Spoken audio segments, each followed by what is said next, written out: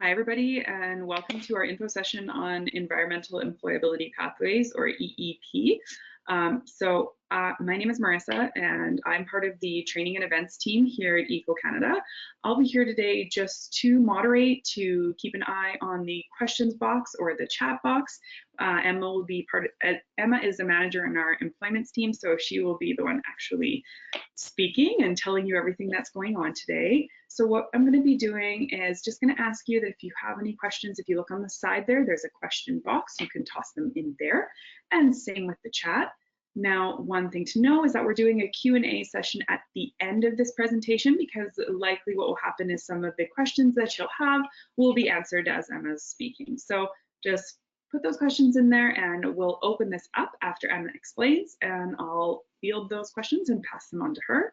Also, if you're having any tech issues, you can toss them in the box as well. And with that, I'll turn this over to Emma. Thank you. Perfect. Thank you, Marissa, for the introduction, and welcome everyone to our Environmental Employability Pathways info session today. As Marissa mentioned, my name is Emma, and I am a team lead for our employment programs here at ECO Canada. Thank you so much for joining us today. And as mentioned, if you have any questions, they'll likely be answered as we go throughout the presentation, but we will have that Q&A period at the end where you can input any questions, and we will go over them at the end with you guys. All right, so let's get started today on what we will be going over. So just quickly, we'll go over some of our current wage funding programs that we have available right now. For anyone who's not too familiar with them, we'll just do a brief overview of them, and you can of course find more information on our website about all of them. Then we'll go into some detail on the new program you're all here to learn more about today, our Environmental Employability Pathways program. We'll go over what the eligibility and criteria is for that program, how to apply, and what that looks like in terms of responsibilities for having a wage funding placement with us. And then at the end, as mentioned, we'll go through any questions that are remaining. So to kick us off, just to go over the current wage funding opportunities we have here at ECO Canada. So we have our student work placement program, which is our co-op, obviously our EEP you're all here today for, our youth and natural resources program, and our Science Horizons Internship. So a little bit of brief information about our Youth and Natural Resources program. This is funding available for full-time positions, and our applications are currently open for it on our website. This program is brought forward to us by Natural Resources Canada. So in this program, employers receive up to 80% of wages, up to a maximum of $25,000. The funding for this program is for positions that are in that natural resources sector, such as energy, forest, mining, minerals and metals, earth sciences, and support. And so that is the focus of the natural resources program here. They can be up to 12 months in duration for the placement. And if you don't meet that maximum $25,000 in wage funding, there is also some opportunity for training funds that may be available within that as well. So of course, with any of these programs, we'll just do a brief overview, but if you have more questions or want more information, you can visit our website. The next one we have is our Science Horizons Internship program. Again, this is a funding for full-time positions brought to us by Environment and Climate Change Canada. So for this program, we still have applications open and available. For this, similar to the Y&R program, its employers receive wages up to 80% and to the maximum of $25,000. This one's a little bit more flexible, with some of the positions just having to have an environment-related STEM focus. So you do have to prove that focus through an application. For this program, they are for 6 months to 12 months duration. So you do have to meet that minimum of the 6 months, and maximum can go up to 12 months for this program. This program's great. We also offer some additional services, such as access to wraparound services through the funding. So on top of the $25,000, there is room for things such as additional funds for training, ergonomic supports, and transportation to rural or remote communities, and a few other options that are available through that as well. So a nice added bonus to help your youth and get the most out of the program that you're signing up for. Last one I'll briefly go over is our student work placement program, or our co-op funding. So right now we are open in our winter semester. However, we are getting quite close to being full. For this current fiscal year, for the winter terms, employers are receiving up to 75% of wages, up to a maximum of $7,500. And this is funding for 6 to 16-week paid work terms, and they must work a minimum of 180 hours in that work term. As I mentioned, our winter program is getting quite close to being full. We do have our summer program coming soon. We are not available or open for applications just yet, and the funding may change slightly just with the new fiscal year coming through. So keep an eye on our website and our newsletter for any new information about when those applications for summer may open and any changes to the funding that may come available. So those are briefly our 3 other programs that we have currently open on our website. Now we'll kick it off into what we're all here today for, which is our EEP program. So our applications are currently open. You can check them out on our website under the Environmental Employability Pathways section on there, and you can fill out an application at any time at the moment. So for this program, employers can receive up to $15,000. And this program is really focused on helping youth that are facing barriers to obtain work experience in part-time or full-time roles up to a maximum of 40 hours per week. So there is some great flexibility in this program that it can be a part-time role or a full-time role there. For this program, interns that are furthest from employment are prioritized for funding at the moment. So some examples of that from the funder are young women, visible minority youth, Indigenous youth, youth living with a disability, or official language minority communities and populations. And so that is the general kind of focus of this program, is helping those youth facing barriers in their community. A little bit more about the criteria for this program. So the funding is available for a wide variety of positions. So this is a nice program where we don't have too many kind of limitations to some of the other programs for what's available for funding for a role. So it can be positions in the STEM, arts, business, or administrative positions. Of course, that is dependent on each application. And if you have specific questions about if a specific role is a good fit for this program or anything like that, you can always send us an email and we'll be happy to chat through that a bit more with you on an individual basis. For this fiscal year, so that means up until this March 2022, the wages are covered at 100% up to that $15,000. So there's a little bit of difference here coming up for the next fiscal year, which would be April 2022 to March 2023, where the wages will then be covered at 50%, but still up to that $15,000. So right now we're focusing on the current fiscal year we're in, which is up until March 2022. So right now our focus would be that they are covered at 100% up to that $15,000. Right now our applications are only open for this current fiscal year, and then we'll update everyone once we're open for the next fiscal year. But right now we're focused on that 100% up to the $15,000, but just some transparency for what next year might look like if you are looking to have a position start after or in March, April or after, it would look at that 50%. Can be a little bit confusing, but hopefully that answers a few questions here with these next points. So for this fiscal year, placements can start on or after November 1st, 2021, and run up to March 15th of this year. So if you've hired someone in November or onwards and you think they would be a good fit for this position, you can apply for that role, or if they're just starting this month or next month, we can take those positions right now. So again, the funding runs from November 1st up to that March 15th. Now placements can continue on past that March 15th date. If you still want to continue the internship with the intern, you can continue on past that March 15th date. The only thing is that we would only cover wages up to March 15th. So you wouldn't get any reimbursement for wages past that March 15th date for this current fiscal year. So a little bit about the Canada eligibility criteria. So for the intern you're looking to hire, the candidate must be between 15 and 30 years of age, a Canadian citizen or permanent resident, or a protected person defined by the Immigration and Refugee Protection Act. They must be legally entitled to work in Canada and legally entitled to work according to the relevant provincial, territorial legislation and regulations. And they must be a new employee to the organization. So for this fiscal year, they could not have started prior to November 1st. So as long as they've started November 1st or after, they would be acceptable for this program. So all that means is that we wouldn't be able to have an application where the candidate had already been working there for longer than a year or before that November period. So they do have to be new to the organization in that way.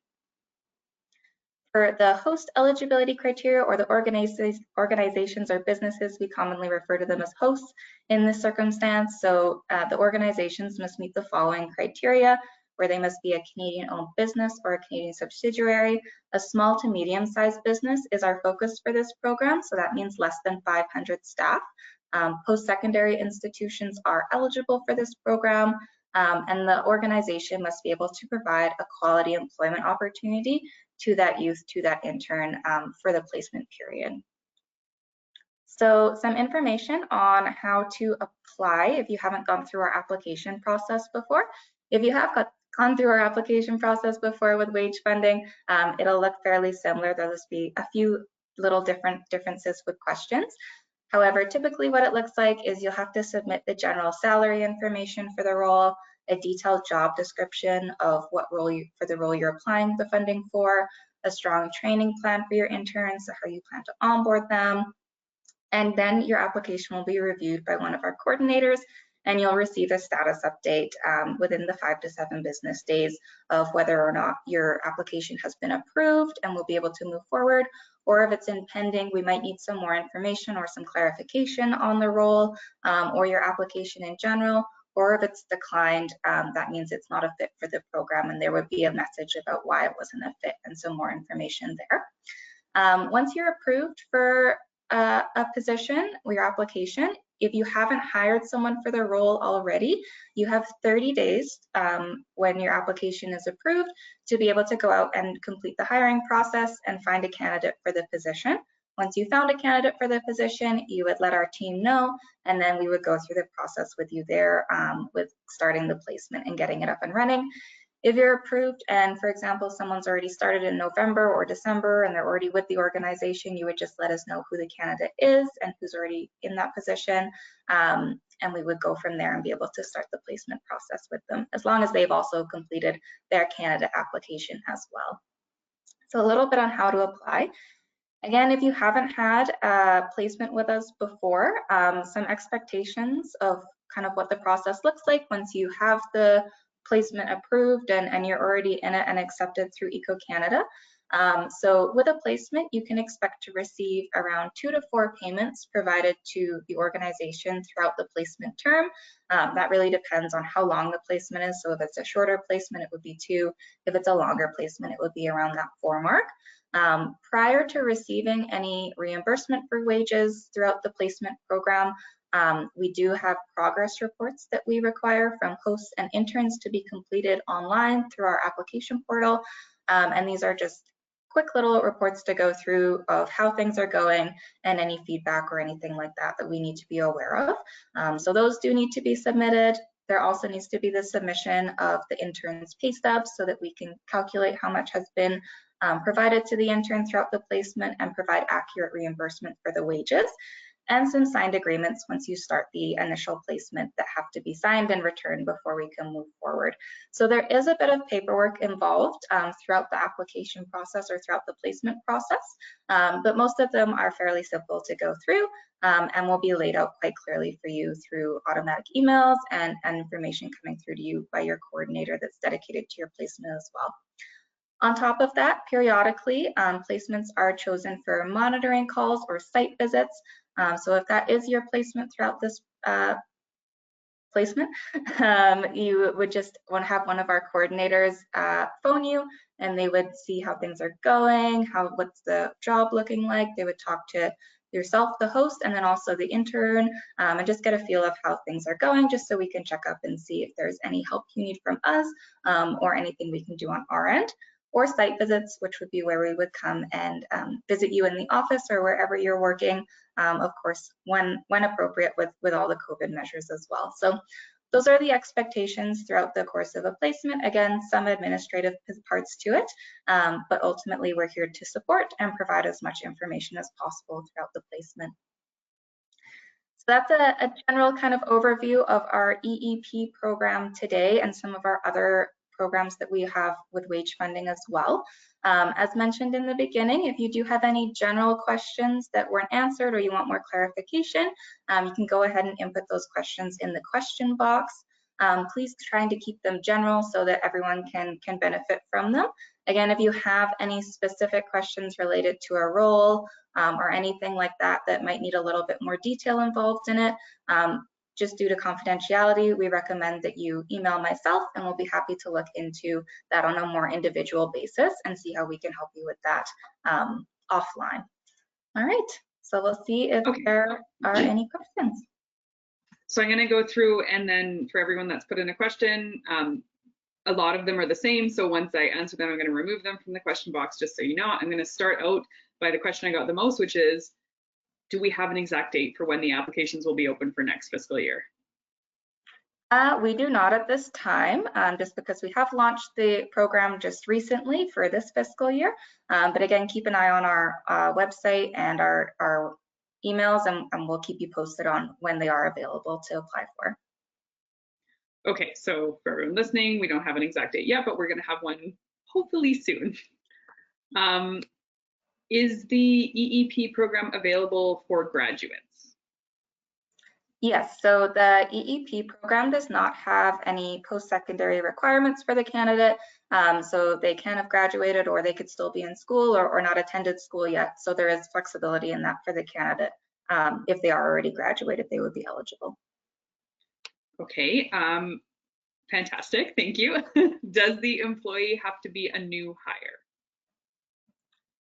Correct, yes. So they do have to be hired and new to the organization. If you have any kind of specific ones where it's very close or just something that you're not too sure, feel free to email us for those ones, and we'll be able to answer and let you know if it would be appropriate or not. But generally speaking, yes, they do have to be new to the organization. Okay. Can people hire an intern that has been funded by one of the Eco Canada programs in the past? Again, I think that's going to be a dependent question on what program it was, and we'll need to have just a little bit more information on that one. So again, any that are in that situation, feel free again to email us, and we'll be able to get back to you on those specific scenarios where they might have accessed previous funding. Okay. Are charities, nonprofits, or NGOs eligible to be hosts? Yes, I believe so. Okay. Sorry. Does someone need to submit a separate application for EEP if they've already been approved for Eco Canada's employment program? Yes, so if you have applied for a different wage funding program through us, unfortunately our applications can't process over to a different system, and there are some different questions on the EEP application. So if you're interested in it, you would have to complete a new application for this program. Okay, and that application, is it found somewhere specific? Can we drop the link to the application in the chat box, perhaps? Yep, we can pass over that link. We do have Chelsea on standby if you want to just copy the link for the application and put it in the chat. That would be appreciated. Okay, sorry, I'm just scrolling through. Are international professionals eligible for this, or just Canadian citizens? Unfortunately, they are not. So again, with that Canada eligibility, they do have to be a Canadian citizen, permanent resident, or have that refugee status. Refugee, yes. Okay, so if they're in the middle of a refugee status placement, they have to wait until they get granted it to apply. I'd have to double check on that one. I'm not sure of having that scenario before, and so we can look into that one and again get some confirmed information on that. But generally speaking, it would have to be one of those three options. Okay. Just scrolling through here, I will say for you folks putting questions in there, if they are specific to your specific case, we can't answer them with confidentiality requirements, so just make sure to email Emma. So, yeah, Oh, how does the end report come to the employer in placement? Does it go to email or to a portal? Or does it Yeah, come, so before they end their term? yes, so throughout the placement, you'll have an email on file, and we'll send periodic emails throughout the placement of reminders of when your reports are due and how to access them, and everything like that. Prior to the end of the placement, you would get a reminder a few weeks before of when your report's ready to go and to complete it. And everything can be accessed through that email. It will take you directly to our online EcoCanada portal, and you would just fill it out through there, through your account that you would have created going through the application process. So everything is through email, and we'll send you through to the right place. Okay. When will people know, like, how long does an acceptance take once they've applied, approximately? Yeah, so after applying for a role, we do say that you'll typically hear a response from us or an update from us within 5 to 7 business days. And so from that, it could be that we've put it in pending and we need a bit more information from you, or it's approved or it's declined. Somewhere in between that time period, you will get a status update of where your application is at. Okay. Oh, this is a good question. How many employees within one company can apply? Is there a cap? So again, that's kind of a dependent question depending on the organization. But we typically say around 5 would be our maximum. But again, with this being a new program, and things kind of just starting up, there may be some flexibility in there, or it may go lower or higher, just depending on how much interest we have and things like that. So it is somewhat dependent on the interest and how many applications we have, and making sure each organization has a fair chance at receiving a position with us. Okay, I'm just gonna put a few more out there and then we're gonna wrap it up. And any other specific questions that you guys have can be emailed to Emma. So if an employer is approved for this 100% subsidy from November to March 15th, can they apply for extensions when the next fiscal year opens up? Or is it just that when it ends, it's over? Currently, we are not offering the extensions into that next fiscal year. So for this fiscal year, it would just be from that November 1st to the March 15th. Yeah, so there would be no extensions at this time. Okay. All right, I'm just scrolling through, sort of trying to gather these in here, and then there's some specific ones. I don't know that you would have the answer to this. If a youth has been receiving EI, would that disqualify them from participating in this program? Again, I think that's something we'll have to just have on an individual basis and look into the kind of details of how long and everything like that. So I apologies, I don't have a direct answer for that one right now. That's okay. Can this funding be combined with other provincial or federal funding sources? Not ones within ECO, but other ones. Yeah, so for those kind of situations, again, it is kind of a one by one basis, because there are so many different types of fundings available. So again, that would be something you could include on your application, or clarify with us first to see if it would be available for stacking. But yeah, that would again be something that's specific to what type of funding and the details and everything like that. Okay, so a number of these are very specific, so I will just encourage everybody to email Emma with your specific questions. I'm gonna leave with one last one that has been asked a couple different ways. Do you offer hiring support for the organization?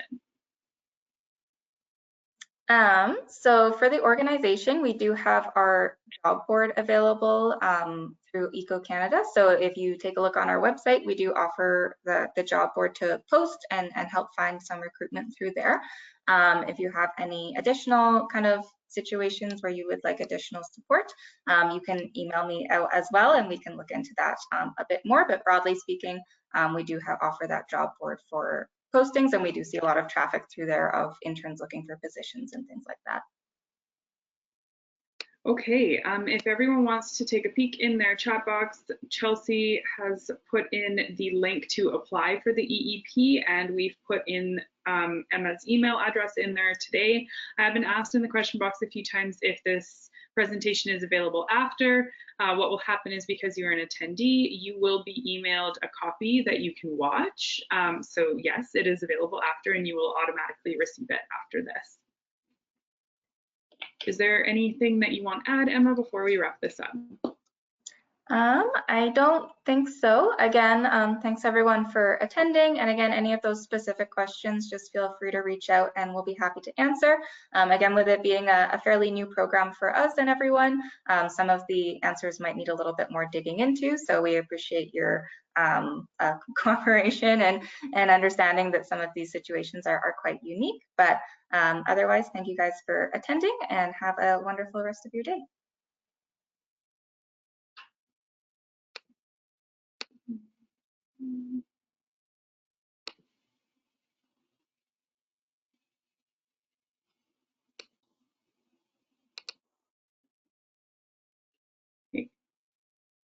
Emma is the